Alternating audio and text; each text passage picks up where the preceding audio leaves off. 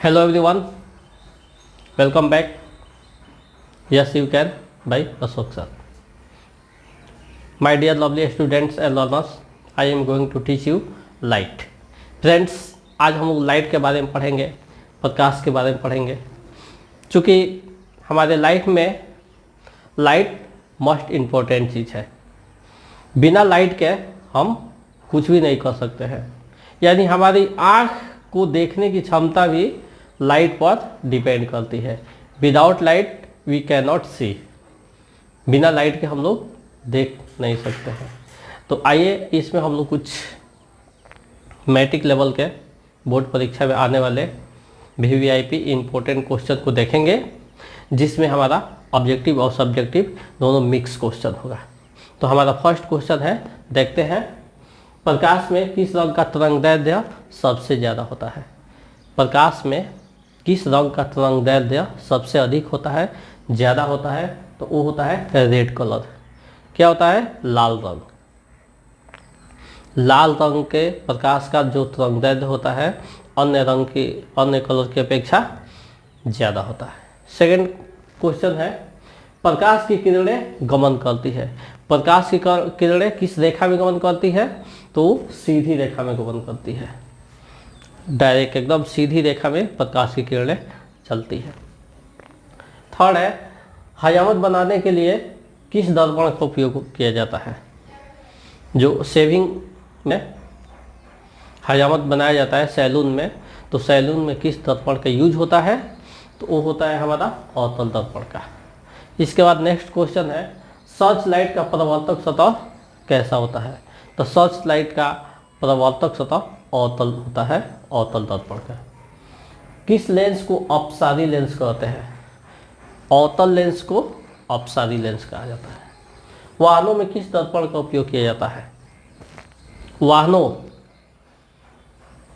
यानी बाइक में, गाड़ी में, किसी तरह की गाड़ी हो तो उसमें लोग देखते हैं साइड मिरर के रूप में जो ग्लास लगा होता है, जो दर्पण लगा होता है, वो किस चीज़ का बना होता है? तो उत्तल दर्पण का। अब क्वेश्चन आता है कि उत्तल दर्पण का ही क्यों? क्योंकि उत्तल दर्पण का परावर्तक जो सतह होता है काफ़ी दूर तक होता है। दूर से पीछे से अगर कोई गाड़ी आती है तो आपके साइड मिरर में दिख जाती है कि कोई गाड़ी आ रही है। इसलिए उत्तल दर्पण का यूज वाहनों में यानी गाड़ियों में किया जाता है। ये हमारा सब ऑब्जेक्टिव क्वेश्चन रहा। इसके बाद हम लोग सब्जेक्टिव क्वेश्चन की ओर देखेंगे। तो हमारा चैप्टर है लाइट, प्रकाश। तो फर्स्ट ऑफ ऑल हम लोग सीखेंगे कि व्हाट इज लाइट, प्रकाश क्या है। तो प्रकाश एक विद्युत चुंबकीय तरंग है। प्रकाश क्या है? प्रकाश एक विद्युत चुंबकीय तरंग है जो देखने की अनुभूति पैदा करता है, संवेदना पैदा करता है। तो कॉपी कलम ले लीजिए आप लोग और लिखना शुरू कीजिए, क्योंकि बोर्ड का परीक्षा सामने है। तो आपका तैयारी आपके घर से ही हो जाएगी। बस आप यूं ही देखते रहिए, पढ़ते रहिए। तो दूसरे शब्दों में हम कह सकते हैं प्रकाश एक विकिरण ऊर्जा है। प्रकाश एक विकिरण ऊर्जा है जो किसी वस्तु को देखने में हमारी मदद करती है। कौन? प्रकाश। किसी वस्तु को अगर हमको देखना हो तो वस्तु में कैसे दिखाई देती है? तो प्रकाश से दिखाई देती है। बिना प्रकाश का हम देख नहीं सकते हैं। अब हम देखेंगे कि कितनी प्रकाश चाहिए हमको देखने के लिए। तो न्यूनतम प्रकाश हमको 380 नैनोमीटर से लेकर 740 अधिकतम, यानी 380 से 740 नैनोमीटर के बीच में जो लाइट रहता है उसमें हम किसी वस्तु को अच्छी तरह से देख सकते हैं। तो स्पष्ट देखने के लिए हमें 380 से 740 नैनोमीटर प्रकाश रेंज की आवश्यकता होती है। ये हो गया। अब हम देखते हैं कि प्रकाश का जो किरण है किसमें कितने तेज़ी से चलता है। तो एक नज़र इसको चार्ट को देखेंगे हम लोग, प्रकाश की चाल। तो इसमें देखेंगे निर्वात में, निर्वात मतलब जहाँ कुछ भी नहीं हो, यहाँ तक कि हवा भी नहीं हो। तो ये होता है 3 × 10⁸ मीटर प्रति सेकेंड, 3 × 10⁸ मीटर प्रति सेकेंड निर्वात में या वायु में इसकी तीव्रता होती है प्रकाश की चलने की। इसके बाद है पानी में 2.25 × 10⁸ मीटर प्रति सेकेंड होता है। किसमें? पानी में होता है। कांच में 2 × 10⁸ मीटर प्रति सेकेंड होता है। इसके बाद तारपीन तेल में होता है 2.04 ×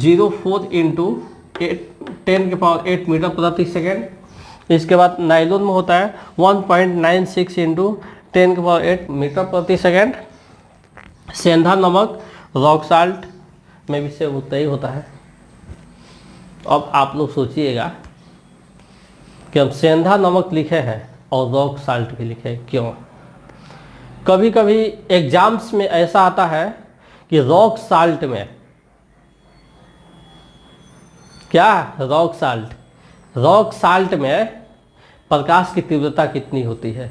तो 1.96 × 10⁸ मीटर प्रति सेकेंड।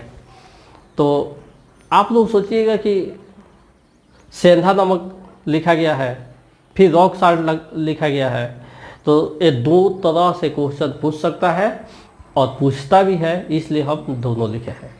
तो I hope you understand well. मुझे आशा है कि आप लोग अच्छे तरीके से इसे समझे होंगे। तो आप लोग एक काम कीजिए, इसका एक स्क्रीनशॉट लीजिए और अपने नोटपैड में, अपने फेयर कॉपी में लिखना शुरू कीजिए और लिखकर इसको 2 बार 3 बार इस वीडियो को देखिए। मुझे आशा है कि आप भी 90% प्लस अपने एग्ज़ाम में फाइट कर सकते हैं, ला सकते हैं। तो आपका तैयारी शुरू हो चुका है, ठीक है। इसके साथ से ही आज का क्लास ओवर होता है।